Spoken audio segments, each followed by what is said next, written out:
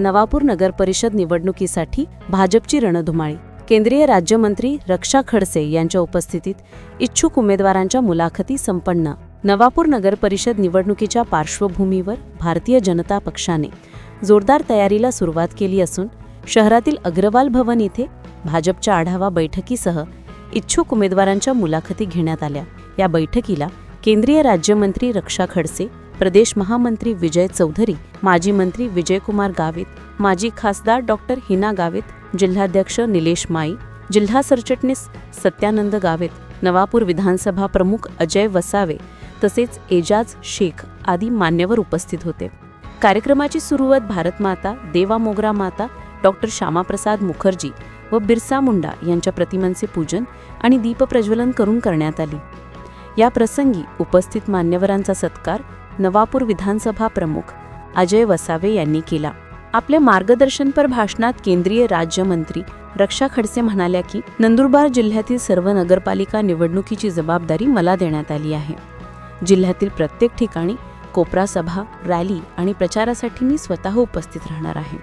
या निवडणुका आपल्यासाठी अत्यंत महत्त्वाच्या आहेत। देशाचा विकास हा गावापासून शहरापर्यंत पोहोचवण्यासाठी प्रत्येक कार्यकर्त्याने एकजुटीने काम करणे गरजेचे आहे।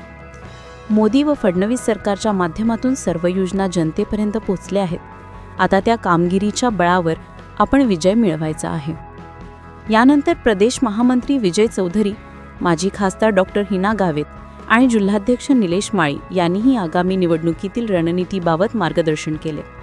आढावा बैठकीनंतर नगराध्यक्षपदासह सर्व प्रभागांतील इच्छुक उमेदवारांच्या मुलाखती कोर कमिटीमार्फत घेण्यात आल्या।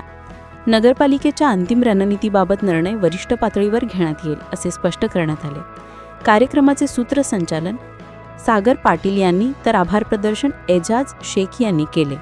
नवापूर नगर परिषद निवडणुकीसाठी भाजपची रणधुमाळी आता अधिकच वेग घेत असून पक्षाने संघटनात्मक तयारीसह प्रचाराच्या रणांगणात उतरण्याची चिन्ह स्पष्टपणे दिसू लागली आहेत।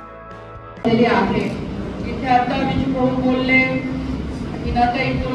जिल्हाध्यक्ष बोलले, यांनी सगळ्यांनी आपल्याला निवडणूक प्रक्रियेच्या संदर्भात थोडक्यात माहिती इथे दिलेली आहे आणि सविस्तर माहिती जसं तुम्ही आता फॉर्म भरणार त्याबद्दल कार्यालयातून तुम्हाला माहिती दिली जाईल। कोणाला काय अडचण असेल तर आपले सगळे कार्यकर्ते पदाधिकारी आपल्या मदतीसाठी उपस्थित राहतील आणि पक्षाच्या माध्यमातून मला सुद्धा नंदुरबारची जबाबदारी दिलेली आहे। तर नक्कीच मी पण पूर्णपणे वेळ काढून इथे निवडणुकीच्या काळामध्ये नंदुरबार जिल्ह्यामध्ये माझा प्रवास राहील। इथे सभा असतील, बैठका असतील, कार्यकर्त्यांशी बोलणं असेल, या सगळ्या गोष्टी ह्या महिनाभराच्या काळामध्ये आपण करू। पण मी ह्या बाकीच्या विषयांमध्ये न जाता मी एवढंच आपल्याला इथे मांडते की ही निवडणूक आपल्या सगळ्यांसाठी फार महत्त्वाची निवडणूक आहे। कारण ती देशाला पुढे घेऊन जायचं असेल, देशाचा जर विकास करायचा असेल तर त्याची सुरुवात ही गावापासून होते, छोट्याशा शहरापासून होते।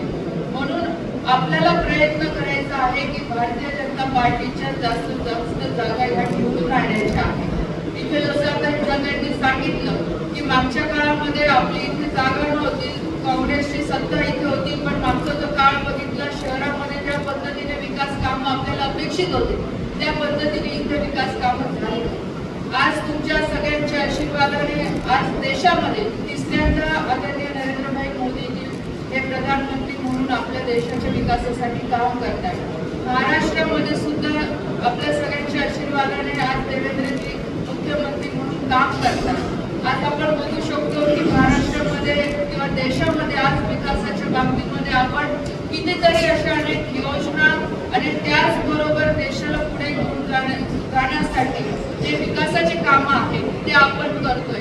घराघरापर्यंत शासनाच्या सगळ्या योजना पोहोचवायचं काम जर कोणी केलं असेल तर भारतीय जनता पार्टीच्या सरकारने केलेलं आहे आणि तिथे कोणताही जातीवादी मध्ये विषय न आणता आज प्रत्येक समाजाला न्याय द्यायचा प्रयत्न केलेला आहे। निवडणुका आल्या की जातीवर विषय जातात, पण आपण बघितलं असेल आज कोणत्याही धर्माचा व्यक्ती असेल, कोणत्याही जातीचा व्यक्ती असेल, त्या घरापर्यंत केंद्र सरकार आणि राज्य सरकारच्या ह्या सगळ्या योजना पोहोचलेल्या आहेत। जर खरोखर देशाचा विकास करायचा असेल तर प्रत्येक व्यक्तीला आपल्याला समृद्ध करायचं आहे। प्रत्येक व्यक्ती निवडणुकीला सक्षम करायचं आहे, हे स्वप्न आदरणीय नरेंद्रभाई मोदींचं आहे. तरच आपण ह्या देशाला विकसित करू शकतो. म्हणून ह्या निवडणुका जेवढ्या स्थानिक स्तरावर महत्त्वाच्या असतात तेवढ्याच महत्त्वाच्या ह्या देशाच्या विकासासाठी सुद्धा आहे. म्हणून आपल्याला ह्या निवडणुकीला भारतीय जनता पार्टी म्हणून समोर जायचं आहे आणि प्रत्येक जागेवर आपल्याला पूर्ण ताकद लावून आपल्या सगळ्या ज्या जागा आहेत त्या निवडून आणायच्या. आणि निवडणुका घोषित झाल्यानंतर आपल्या सगळ्यांना जोरात तयारी करावी लागेल. काही उमेदवार असतील, आपण कार्यकर्ते म्हणून, भारतीय जनता पार्टीचे कार्यकर्ते म्हणून ज्याला कोणाला पक्ष उमेदवारी देईल त्याच्या मागे ताकदीने आपण उभं राहावं अशी आपल्या सगळ्यांकडून अपेक्षा आहे. मागच्या 5 वर्षापूर्वी आपण जेव्हा निवडणुका झाल्या होत्या आपण खूप मेहनत घेतली, पण फार थोड्या मतांना आपल्या उमेदवारांचा मागच्या निवडणुकीत पराभव झाला. पण मागच्या 5 वर्षात आपल्या भारतीय जनता पार्टीच्या कार्यकर्त्यांनी फील्डवर खूप मेहनत केली आणि त्यामुळे मला असा विश्वास आहे की या येणाऱ्या निवडणुकीमध्ये भारतीय जनता पार्टीला खूप चांगले या ठिकाणी लोकांकडूनही सपोर्ट मिळणार आहे. आपल्याला लोकसभा निवडणुकीमध्ये खूप चांगलं मतदान आपल्या शहरामधून मिळालं होतं भारतीय जनता पार्टीला आणि त्यामुळे मला हा विश्वास आहे की येणाऱ्या या सार्वत्रिक निवडणुका नगर परिषदच्या ज्या आहेत यामध्ये आपण सर्व कार्यकर्त्यांनी ताकदीने जर सगळ्यांनीच मेहनत केली तर आपल्याला नक्कीच या ठिकाणी यश मिळेल. फक्त यामध्ये मला विनंती तुम्हाला सगळ्यांना एक करायची आहे. आता मी यादी बघत होती, आपल्याकडे खूप इच्छुक उमेदवार आहेत. एकेका प्रभागामध्ये आपल्याकडे 3-4 लोकांनी उमेदवारी मागितली. पद एकच असतं, सीट एकच असते, तिकीट एकालाच मिळणार. पक्षाने जो कुठला निर्णय केला, आपल्याला समजा उमेदवारी नाही मिळाली तर नाराज होऊ नका. आपल्याला आता उमेदवारी मिळाली नाही तर जसं मी भाऊनी सांगितलं, आपल्याला येणाऱ्या पुढच्या काळामध्ये अनेक संध्या पक्षाकडून मिळू शकतात आणि त्यामुळे पक्ष ज्याला उमेदवारी देईल त्या मागे आपण सगळ्यांनी उभं राहावं हीच भूमिका आपण सगळ्यांची असली पाहिजे असं मला या ठिकाणी विशेष करून सांगायचं आहे. आज महाराष्ट्राचे मुख्यमंत्री आपले भारतीय जनता पार्टीचे आदरणीय देवेंद्रजींच्या नेतृत्वामध्ये भारतीय जनता पार्टी खूप चांगलं या ठिकाणी यश आपल्याला पूर्ण महाराष्ट्रभर मिळत आहे. वेगवेगळ्या निवडणुका होत आहेत त्यामध्ये खूप चांगलं यश आपल्याला मिळत. यादी जाहीर होईल, उमेदवार जाहीर होतील. परंतु आपल्याला मी विनंती करतो की वेळ फार कमी आहे. जे इच्छुक आहेत त्यांनी आपापल्या प्रभागामध्ये घर चलो अभियान अर्थात जनसंपर्क अभियान राबवावं. मतदार यादी या ठिकाणी आपल्या हातात असलेला आधी असेल त्याची समीक्षा करून घ्यावी. मतदार यादीप्रमाणे कोण माहीत आहे, कोण या वार्डात त्या वार्डात गेलेला आहे, या व्यतिरिक्त कोण बाहेरगावी गेलेला आहे. मतदारांचं ABCD वर्गीकरण करून घ्या. आपले 100% मतदान करणारे बी, मध्यम आणि सी अजिबात करणारे नाही. त्या मतदार यादीतील प्रमुख व्यक्ती, प्रभावशाली व्यक्ती लगेच त्या ठिकाणी आपण काढा.